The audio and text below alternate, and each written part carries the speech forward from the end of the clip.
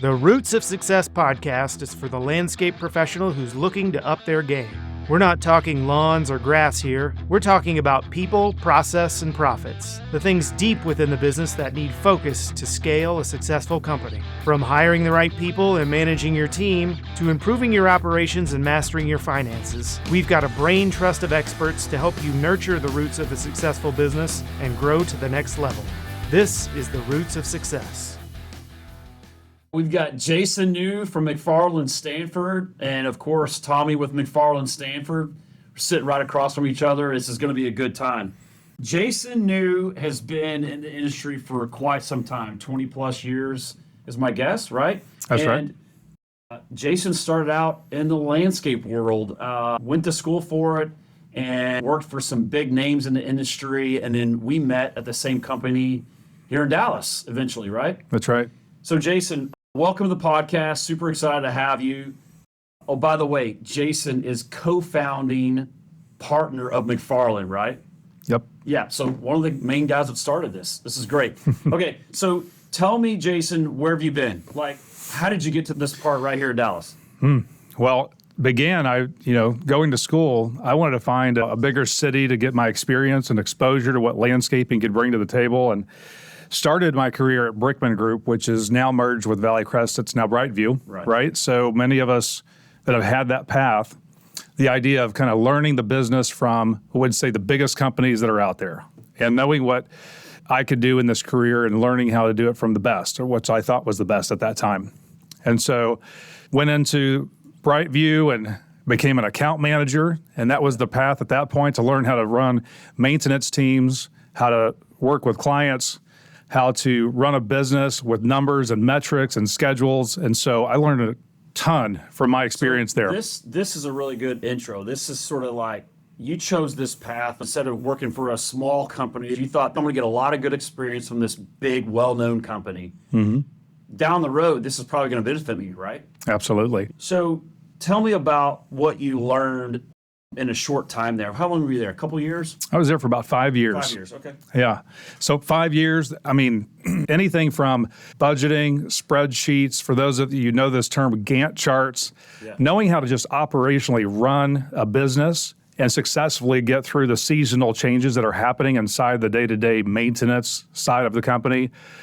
I further then went into learn how to do the enhancements and construction side of it for a period of time, and then moved into the business development side. So I've got exposure to basically all the three major components of how you run a landscape company through a corporate viewpoint, and got some great training, like just how to be a manager, because there's so many nuances to being a good manager or a good person as far as how to run this company, that I got a fast track on learning some of these experiences. Yeah, that's good. So one of the things you didn't mention about your role with this company, which is great, but it's often the most overlooked role. It's not in your job description. It's not in your defined role, but this thing called communication. It is, I believe it's probably the number one thing, right? We've talked about this. It's the number one thing why you get fired from a client. Absolutely. Right? We just were in an ACE meeting last week, and we talked about this huge thing of communication and the breakdown of it, and how you could be working on something and your client has no clue what the heck's going on at all, but you're working hard to solve a problem, right? So tell me about communication. How often, when, and where? It's a real simple thing to talk about. Yeah, I really do a lot of communication. Most people don't understand what really is communicating back to a client, especially in the landscape world. Absolutely. And not everybody comes from the same background and experiences on what good communication looks like. So if you don't know what it is or haven't seen what good communication looks like, you could really botch this easily. Yeah. You've botched it before. Oh, I've completely. We're going to get a little storytelling here soon about how you botched it a time or two. Diving into what good communication looks like, it's just knowing that you're taking the lead on the conversation. So many times, if we're being the responsive ones and always waiting for somebody to come to us, and us being the answer person or us giving them what they think they need, we often are playing defense. So if we're going to do really well in communication, we got to start leading the conversation and bringing information and what's next, and the aspect of how we manage their maintenance properties, or working on the construction projects that we have in our companies, we've got to be able to tell the client what's next. So we're leading conversations in the way of communication. You're 2 steps ahead, right? That's right. Yeah, I love that scenario. I also like this word that's used, or this phrase that's, well, I'm waiting on Miss Smith to get back to me. Well, how long has it been? It's been like a week or 2. Well, why are you waiting? Yeah. Right? At the end of the day, like, hit them up again. Is it through a text message, through an email? Is it swing by their property, check on it, right? I hate the word I'm waiting on someone. You're totally right. Anyway, so communication. I think it's extremely important, and especially for an account manager, right? An account manager is what? Most importantly, they are in front of a client 99% of the time, right? Right. Whether it's an email, a phone call, or on the property, or whatever. Right? So starting with BrightView, you were like, in this role, you're not sure how to communicate. Absolutely. So you had to kind of figure it out. What? Give me something here that says when and why and how you should communicate with a client. Well, I got to take you through a story where I've learned I had kind of early mistakes. In my first level of learning how communication works, good or bad, was my story on an early manager of a property. It's a Texas Health Resources. So at that point, there was a Brickman company.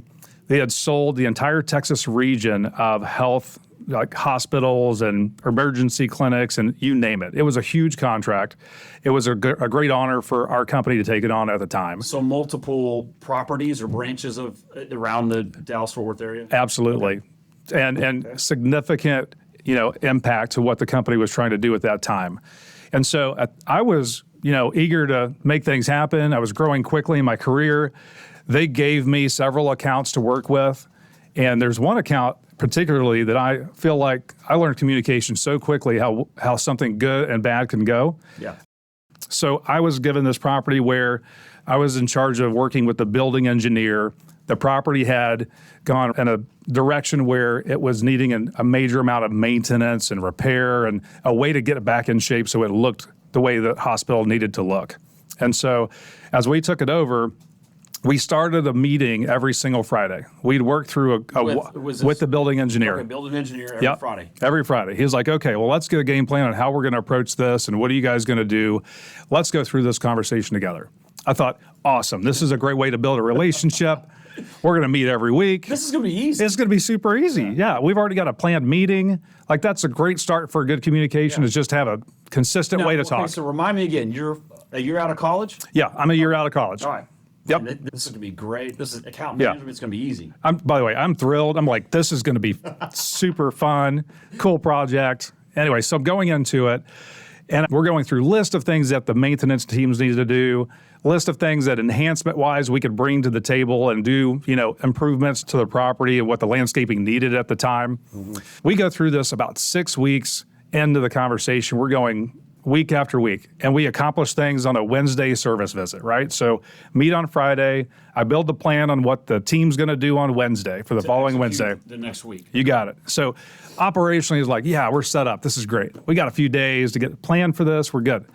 The challenge on 6 weeks into this, we weren't able to complete all of that list in a given week. Okay. Right. So every Friday we were going to have some carryover items. We might have some new items, and so we started having this comprehensive list that just kept building on each other. That got bigger over time, and it got a little bit more scary over time as far as all the things that needed to happen on the property in that building engineer's mind. It's kind of like my chores list at house, right? It just kind of keeps building and building until. Well, that's what we have kids for, Tommy. I mean, you got to get them involved in that. No, so you get to a point, and I'm like, okay, so I thought I was taking care of this because we were having open, transparent conversations every single Friday. Well, after about 8 weeks of doing this, I got called into the branch manager's office to have a conversation, and I really, at that point, was not sure what it was or what to expect. And it comes to a point where the building engineer had called and talked to the branch manager, talked to my supervisor at the time. They were going to pull me from this account. So as a young manager, I was going, I'm totally confused. Yeah. I don't understand what's going on. And so branch manager at that point comes to me and he's like, well, It sounds to me like you've been meeting every Friday. Is that right? Talking through a list of things that you're going to be tackling on this property and what you're going to accomplish? Yes, absolutely. I show up on time. I take good notes. I'm reviewing everything that we're covering. I put a list together for the crews. We tackle it with the crews. Operationally, we're taking care of things. He goes, okay, so here's what the building engineer's comment is. He feels like he's leading the meetings. Uh-oh. If that he didn't call that meeting and walk through all those items with me and show me a list of things that we needed to do, he's unsure if I could even do them, because at that point, who was leading the meetings and who was leading the conversation? Yeah, the building engineer. The building engineer was sitting there going, I'm creating you a list. Yep. And this is what you're following. You're tackling some, finishing some, carry over here.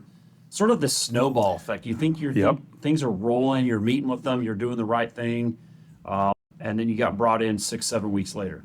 And then, so I'm into it. I'm like, heart drops. I'm like, what does this even mean? I'm losing this account, going through this. It's a great lesson learned. The reality of it is you're like, okay, that's a simple fix. If it's leading the conversation, what could I have done differently? So it came into a good conversation between the two of us. Like, what do I do to get ahead of that next time? What could I have done? All right, good communication would have shown if from that meeting I took notes and I went and showed up on Wednesday when the crew was finished for the day. I sent an email to that building engineer before the Friday meeting. Here's all the things we accomplished. Here's some things I've noticed that we haven't accomplished. Here's some new things I'm adding to the list for our Friday meeting to review. And if I communicated those things, that I was walking the property and doing that ahead of time, how quickly do you think that building engineer would have said, I don't think I need this Friday meeting. I think he's got this. So you would have grabbed a hold of this account, right? You really kind of sort of owned it instead of relying on the walkthrough. Building manager every Friday. Absolutely. That's so interesting. So it's a small mindset change, but at the same time, that's all he was looking for. He was looking at, do I have a young manager who's going to take the extra effort, communicate to me on what we're going to be doing next? And he's got control of what the schedule is and what we're going to be tackling to make this property look the way it needs to look. So what I hear you say is very interesting, because you thought you're doing great by meeting the engineer every week. Here you are, like, 20-something years old, early 20s, meeting with no gray hair. Yep. No gray hair at all. Now it's a different story. But what you learned was what you thought you're doing right, which actually you were just creating a big hole, right? Because he was leading it. So now you had to learn, how do I take over this project? And you mentioned this email checklist correspondence. So this relies back to the communication piece we're talking about. How often, when, and where, right? That's right. This is another communication piece. So now you decided to beat them before the Wednesday, is that right? Absolutely. Okay. So explain that. So we went back to the engineer and said, okay, before we take Jason off the account, we've talked through a plan. Here's what we'd like to do. We're going to go after this in a different way. So instead, we're going to keep the Friday meetings. Great. Let's keep that on par with what we're doing. We believe you're going to see a difference in the next couple of times that we get together. Okay. So our conversation was, all right, I'm going to walk the property after that crew has finished what they're doing. I'm going to take note of everything that we had left to tackle, right? I'm going to take note of all the things that we could be doing to make some improvements. I'm going to send a recap email right there. Done before I leave the property. It's going out the door. It's right there through, he's got a place to read it. As a crew's finishing up their task for that day. And in fact, I'm still at the property. If you need anything, give me a ring. So that way, instantly, he knows that I'm on top of what we're doing. And I saw things for a different set of eyes as well. Some training things that needed to happen of what we need to do for the crews. I saw some ways to communicate to my crew leader better. So not only my communication got better with that building engineer, I found my communication got better with the foreman, because I would have a list go out to him at the front of a week, and I'd have a follow-up recap of what we did and how we could do better with that crew leader as well. So operationally and from a client-facing perspective, it worked a lot better for us. Yeah, I could get that. I think we've all been in your shoes at some point during our businesses, right? Yes. Especially as an owner. We've been down that hard road, not only as an owner, but more importantly, as any sort of person that communicates with the client. And it goes back to what I said earlier in this session when we talked about when you're doing things, but not informing them of what you're doing, right? This is a really good example. I love the fact that you sit there and go, this is what we could have done better. And you had to learn the hard way. It's unfortunate that it got to that point. Oh, yeah. It sounds like it worked out well. I'll say this, our whole company started performing better because we shared lessons learned like that. Yeah. And then you moved on. I can now learn what mistake I did and onto the new accounts or other accounts that I've been working on. Absolutely. Good. Okay. Well, we got this other story about Jason and mums. It's not the mums you're thinking of homecoming. These are the plants called mums, those seasonal plants. All right, Jason, tell me about this story. Let's go. All right. So I am at this point, fast forward a little bit from our last story. Okay. I'm now leading a team. I'm at a Dallas-based company. I know Tommy at this point. Okay. I'm leading a group of services that we're doing for this company.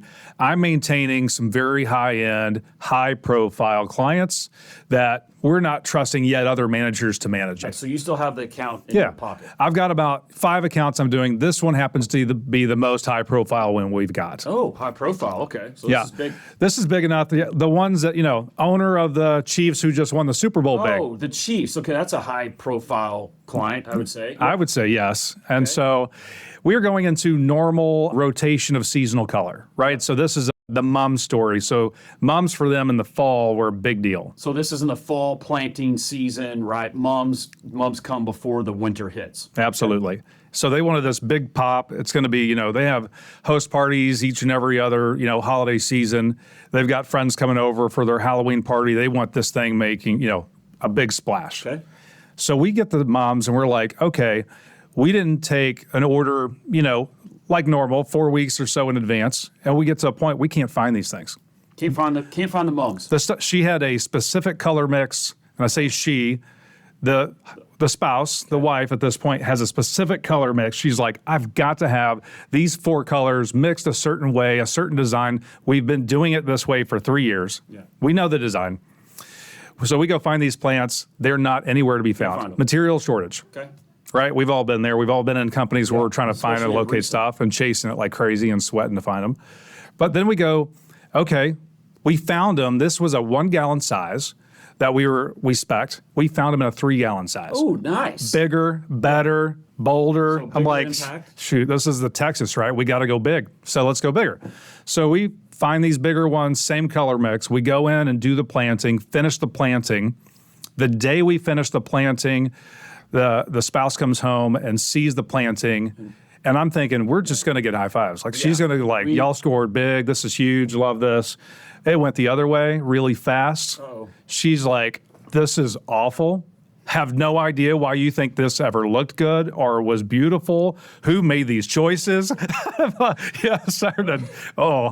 right. So I got, at this point, a very upset client who wants to come over and yell at us and just make sure we know we've just really screwed up.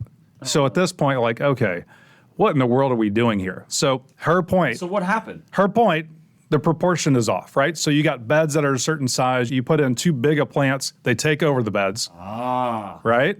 So the scale was off. Scale was off. So you went from 1 gallon spec, Yep. right, to a larger, which is 3 gallon. Yep. And go, man, we're going to kill this thing. Bigger's better. Come to find out, the scale was off. So the shrubs were too large It was too large. for the small bed For the space. bed space that it was. It overcrowded some of the other things around it. The scale was off. It made the architectural design look of her property Oh, no. So it off. went south really, really quick. So at this point, instantly get this out of here. Like, whatever you just did, erase it and start over and go get me what we needed to begin with. So what'd you have to do? So we instantly go, okay, we scrambled. We called every nursery. At that point, that was, in Dallas, North Texas. We called South Texas. We called Kansas. We called Oklahoma. We called every surrounding nursery and surrounding state, and we actually found the plants. We paid triple the price for them. It was ridiculous. We got the client what they were looking for based on the spec and the design that she wanted. So basically you had to scratch it all, throw it all away, and start over. Yep. Get the 1 gallon. Is that right? Get the 1 gallon. The 1 gallons, put them back in, over budget on everything you can imagine, just to make sure you get the client Absolutely. needs right, but most importantly, you get the scale right. And I get it. I think we've all been there. I think you're frustrated because you spent this time. You think you're doing something really good. Come to find out, that's a bad mistake. It's a bad mistake. You can't. It's not like nothing you can teach in school. It's nothing you can be like, your direct boss or manager you report to can relate. Like, Right. You just have to experience something like that to understand, right? Well, that's the mindset of somebody that's coming in there for the most part is you're trying to give a client more than what they paid for if you can't find them what they want, right? But bigger doesn't always mean better. Right. So lesson learned, you screwed up, right? So wait, and you're back at this point, you manage the client, you're head of the division. Yep. you screwed up. Absolutely. Like, that's not great. Okay. You fall on the sword, you own up to it, you let them know we're going to solve it. We instantly find a way to solve it. We kept the client. We instantly made amends. We kept the client. We had everything looking beautiful for her party. We did all the quality landscaping that you can think of. All that solved, right? Absolutely, the team was put through torture, right? The schedule had to be shuffled. All hands on deck to go find the plants because we were waiting at the last second, to find these things. Instantly, just all the way around, it was a headache and it was stressful for everyone involved, including the person, me, who had to take these phone calls from, what usually is a very nice person. But man, this was an awful experience. Yeah. Awful experience. But very valuable. We're about to find out, right? Absolutely. So what did you do? What was the next action plan after you got everything put back together? Client signs off. Thank you, Jason. What was the action point after that? Very first thing I did when I got back to the office is I fired myself from account management. I was done. Like, no more. So if you're leading a team and you are there for others to support others and build programs and systems, the last thing you need to be doing is messing up account management, right? You fired yourself as an account manager. I love it, right? Get out of the way. Yes. Get out of the way. This is not working. You're leading a team and account management. Absolutely. Not working. No. So it gave that lesson when we came up with a better plan on communication for our clients as a whole. We learned from this and expanded on it. So what came from that was actually what we call a theme of the month conversation, right? There's base services that we give to all of our clients that are included in our program, right? Our clients need to know what's happening. Those are the status updates. We're going to communicate every month about what we're doing on their property. We should be if you're not, right? So that's the way they know this is what they're paying for. So they should get that. Above that, where we got in trouble is when we didn't communicate the seasonal things that needed to happen that were not in contract and that we needed to come and bring that to their attention in a way that our team could actually do well. Like if we set ourselves up with only 3 weeks lead time to get materials, shame on us. Right. So we got ahead of this. We're like, okay, we need a 60-day lead time minimum. We got it up to 90 days. Okay. We got 90 days in advance. We'd have a communication go out to all of our clients about theme of the month. This is the time we start planning for seasonal color. Here's the color choices you chose last year. Here's the time we need to make a selection so we can get you on the schedule. And then also go out and find the material so that they're available and ready for us at this time, right? And we'd come up with 12 months of things that were seasonal throughout the entire program that allowed our guard managers at that point, account managers, if you want to call it that, to be able to be successful in communication. That actually got so much easier, Tommy, when we started going after people that knew how to communicate. No one that has had this kind of training. They're like, well, what am I going to talk to my client about? Yeah. You want me to talk to him or call him once a month? What do you want me to say? Yeah. And you're like, well, if you build out something that you can talk about, you can stay on a schedule and have a regimen of what seasonal things are needed. That's a game changer. Yeah. Would you agree that most account managers don't know what to communicate? They don't. Like that's probably the biggest question, right? Yep. So in other words, you were able to create a sort of a 12-month calendar and say, all right, fall enhancements or fall seasonal color that typically goes in what, October, November? Yes. We should be planning that in July, August, yes. Right? So you should be reaching out to the client or going, yeah, fall preparation. This is what we think we should do to the property. This is what we recommend. Here's some options on types of color and plants and things for your fall. Yes. Parties, Halloween, all that, right? In the cooler months. You're proactively asking them and engaging communication, getting an estimate, signing them off, picking the colors, sourcing the plant material, right? Is that what you're talking about? Absolutely. Okay. And what's great about this is whether you're leading a team, you're a business owner, or you are the account manager doing this, if you have a better plan going into this, the client feels like you're leading the conversation, right? You're not being reactive. You're not being responsive. You're going after this and going, here's where we're going and what's next. And the great thing about that is it works for everybody. Operationally, it works for them, right? So your team internally thanks you for having a better plan. And then beyond that, you get to a point where you can start being efficient at some of the things you do. And so our communication, and at that time, Tom, we were commercial and residential. Right. So we were like, okay, this can apply to both. It looks a little different depending on the client, but we could have 12 months of communication pre-built on what we're going to send out on a residential style of doing service. Yeah. We had 12 months of communication going out on a commercial style of doing service. And it looked a little different, but we were able to make it happen. And I got to tell you, it was great for training. Like bringing in a brand new account manager, they knew what they had to do. Yeah. It wasn't like, you're going to guess at this. Every month. Yep. Every month. This is really interesting. We were in a peer group meeting last week, and this was like a pretty big focus with all of our business owners in that conference room center. We went way off track, way off schedule about communicating with the client on a yearly basis. Like, how do you stay engaged and what do you talk about? But I love the idea of having, this is what needs to happen in each of these months. That's for right. the entire year, right? And it changes anything from, power washing to mulch madness, right? That we talked about this, right? That's right. Which it can happen in March, depending on your geographic region. But I love that. So it gives them a outline of something to discuss throughout the year, but most importantly, they start looking ahead into fall, right? They're thinking about it in the summer, Yes. but they're thinking it needs to act in fall. And most landscapers are what? Last minute. Oh, yeah. Very end, oh my gosh, rush, I'm so busy, last minute, right? This gives them a roadmap of what to do throughout the year. Okay. Well, and to throw this out there, we had some pushback from our managers when we started this idea, this thought of like, well, our clients are going to get too much communication. Oh, wait. They're going. Let's stop right Well, there. yeah, right. Have you ever, you know where I'm going with this. Oh, yeah. We had this conversation last week. Have you ever heard of a client go, Jason, stop.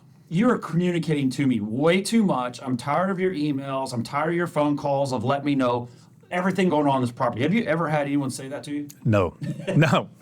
Zero. Flat out zero. Well, until they say stop communicating too much, Jason, carry on.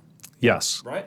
Carry on. This is, and what's great about this, okay, for those of you who are in residential, do the husband and the wife. Oh, great point. Right? Because what happens is you've got somebody that's giving you all these designs and things of ideas that you're going to say yes, yes, yes to. And then you've got somebody else that might be actually writing you the checks. Correct. It's great to keep them both in the same page. Yeah. What about a commercial property? So back to the building engineer. Yep. Are you sending an email to that person? Or is there anybody else to recap or to include? I'd say for building engineer, property manager, if you've got a gatekeeper, even that's involved in you writing you POs for checks on a commercial level, get the gatekeeper involved. The finance person, right? You know it. That pays the bill. I get it. Okay, so I love to get in this. You mentioned earlier proactive instead of reactive. Yes. I love that, but I think it's like we use those words too much, but don't really stop for a second to understand. Tell me why those are so important. So reactive, if you're able to pull it off, they know that you're capable. And they'll stay with you if you're capable, if they don't have a better option, right? So your client base is going to go, well, at least they're able to get it done. They do good quality work. We'll stay with them. I know I'm going to have to ask the question and they'll respond and get me taken care of. Yep. Whereas when you're proactive and you're anticipating what these clients need, leading that conversation, what great thing happens from there is you're building trust and a relationship. They won't look anywhere else. They don't want to look anywhere else. You're building long-term friendships and relationships with people that trust you, that instantly they're gonna go, my gosh, they got my back. This is what I'm paying for. Yeah. This is the type of service I'm looking for. Yeah. I think landscapers just get in a rut of being, oh, man, Ms. Smith, call me again. She wants more mulch. Or now she wants this. Or this HOA client wants this. And oftentimes we just complain about the client, Yep. right? Instead of going, I need a 12-month plan to tackle this HOA or this condominium housing project of when I'm going to touch base. I love the idea, actually, of when the irrigation report goes out every month of your inspection of your irrigation system, right? That's like a lead into the conversation. Hey, how's it going? Just let you know, here's your inspection report. Everything looks great. Man, how about those Kansas City Chiefs last week winning the Super Bowl, right? Just to let you know, we'll be doing this and this and this these next couple of weeks, but we're 2 months away from seasonal color starting in the fall. Giving them a heads up, right? So that's kind of like an introduction to that monthly plan you're talking about. Love it. And one thing I will throw out there, it's educational. Like, they don't know what to ask. Most of your clients, unless they've had a person like you who is a good communicator, who's showing them ahead of time what they should be looking for and the things to be, that they should know, they're really going to love how you are educating them on the right way to do, take care of their property. Yeah. Don't wait to be told what to do. Yeah. Right? I think you've said that 100 times. That's it. I mean, it's simple, right?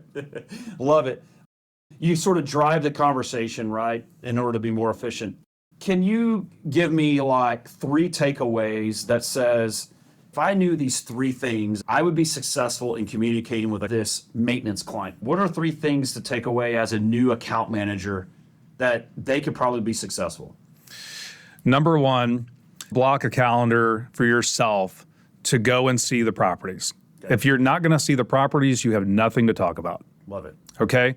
Block your calendar, go to the properties and see them, and once a month should be the minimum. If you're doing high end, you may have some once a week. So you're saying, like, we often live in this digital world. Well, I'll just send them an email, right? Yeah, emails are great, but actually the impact they have is not near as much than being on site with a property manager.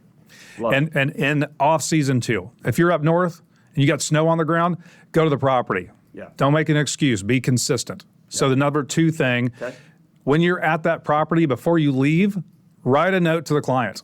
Recap. Email something, right? Do it in writing, because so many people will try to take a phone call, do a text, and say they've accomplished what they're trying to do. And that, to me, is not a great way of communication. That's a shorthand way to just get a response. Write an email and do a full recap of some things you're seeing and do a nice note. That's trackable, and it's something you can always follow up with later. Hey, I want to make sure you got this email. Yeah, great. I love it. So just to recap a couple of things, leading the conversation with the client, that is just, taking charge. That's being proactive. Proactive versus reactive. I think every landscaper across the country has dealt with that. Everyone understands. Put a plan in place for communication with your team. I love the monthly calendar. Once a month, this is the 2 or 3 things that we're always going to reach out to our clients about. Right? Absolutely. I had a great time, Jason. We're sort of early in this process of podcast, but we just wanted to share the story to everyone out there. Thank you for sitting down with us and understanding this crazy mom story and you firing yourself. I think that's just being honest, and we can learn from those things. So I appreciate it. It's been fun, Tommy. Looking forward to many more of these. Great. Thank you. Ready to take the next step? Download our free profitability scorecard to quickly create your own baseline financial assessment and uncover the fastest ways to improve your business. Just go to McFarlinStanford.com/scorecard to get yours today. To learn more about McFarlin Stanford, our best-in-class peer groups, and other services, go to our website at McFarlinStanford.com, and don't forget to follow us on LinkedIn, Facebook, and Instagram. See you next time on The Roots of Success.